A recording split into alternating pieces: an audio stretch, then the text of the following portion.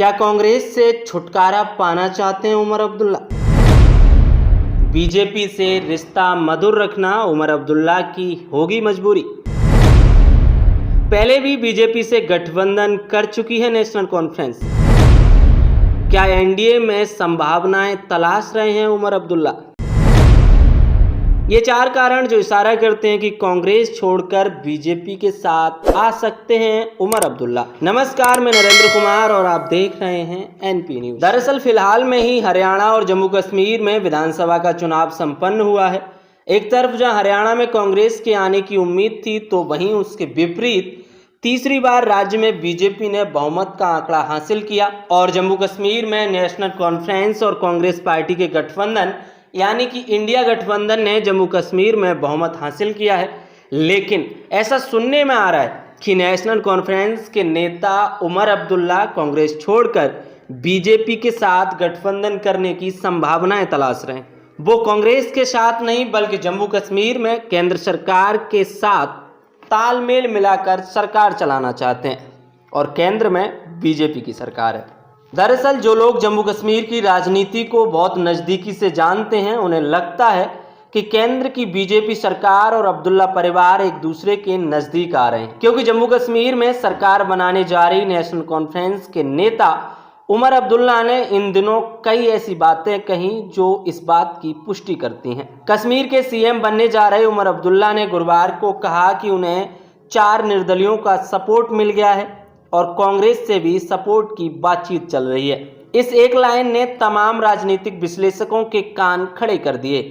उन्हें लगता है कि कहीं उमर अब्दुल्ला के मन में कुछ और तो नहीं चल रहा, क्योंकि इधर कम से कम 3 बार उमर ने ऐसी बातें कही जिससे लगता है कि अब कांग्रेस की उमर अब्दुल्ला को खास जरूरत नहीं है, बल्कि वो बीजेपी के साथ आने के लिए आतुर हैं। बावजूद इसके कि उमर ने कई बार ये भी दोहराया है कि मैं किसी भी कीमत पर बीजेपी के साथ नहीं जा सकता, पर बीजेपी समर्थकों के बीच इस बात की भी खूब चर्चा होती है कि नेशनल कॉन्फ्रेंस पीडीपी से तो बेहतर ही है। बीजेपी जब पीडीपी चीफ महबूबा मुफ्ती के साथ सरकार बना सकती है तो नेशनल कॉन्फ्रेंस तो उससे बेहतर ही है। मुफ्ती तो कश्मीर को भारत से अलग करने की बात तक करती रही, जबकि नेशनल कॉन्फ्रेंस तो काफ़ी हद तक उदारवादी है। फारूक अब्दुल्ला सीना ठोंक कर कहते हैं कि वो भारतीय हैं। यही नहीं, उनके राम भजन भी बहुत लोकप्रिय हैं।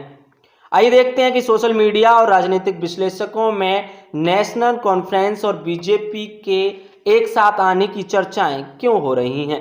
क्या कांग्रेस से छुटकारा पाना चाहते हैं उमर अब्दुल्ला? दरअसल पिछले कुछ दिनों में उमर अब्दुल्ला के उन बयानों पर गौर करें जो इस तरह की कयासबाजी को जन्म देते हैं।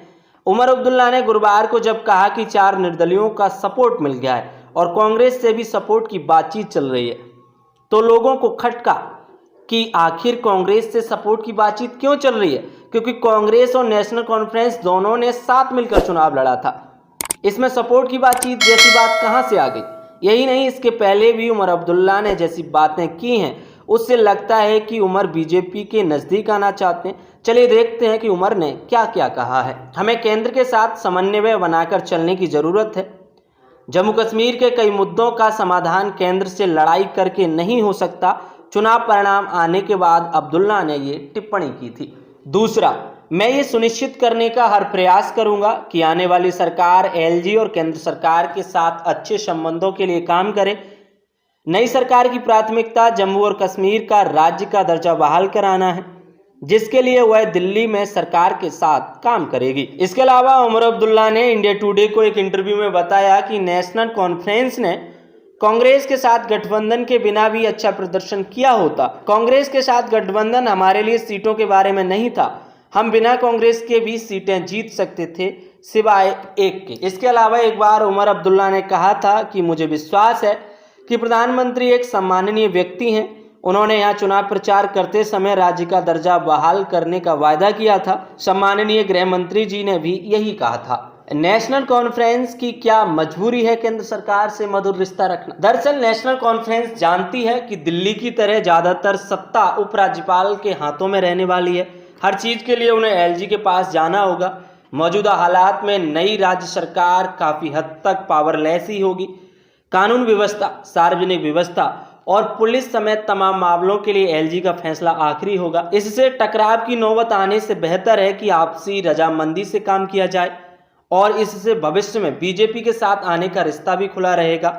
अगर ये लोग साथ आते हैं तो केंद्र सरकार में भी नेशनल कॉन्फ्रेंस को एक आध मंत्रालय संभालने का मौका भी मिल सकता है। कश्मीर के डेवलपमेंट के लिए काफ़ी पैसों की ज़रूरत है और ये बजट भी मौजूदा केंद्र सरकार के रहमो करम पर ही निर्भर करेगा। दूसरी बात यह भी है कि एनसी के पास यानी कि नेशनल कॉन्फ्रेंस के पास 42 सीटें हैं, लेकिन नेशनल कॉन्फ्रेंस और कांग्रेस गठबंधन दोनों के पास 48 सीटें हैं। जम्मू कश्मीर विधानसभा चुनाव में 45 सीटों के आधे अधूरे अंक से बस थोड़ा ऊपर। अब उनके साथ 4 निर्दलीय भी हैं। फिर भी 90 विधायकों और 5 नियुक्त विधायकों को भी जोड़ लिया जाए तो बहुमत का आंकड़ा 48 तक ही पहुंचता है।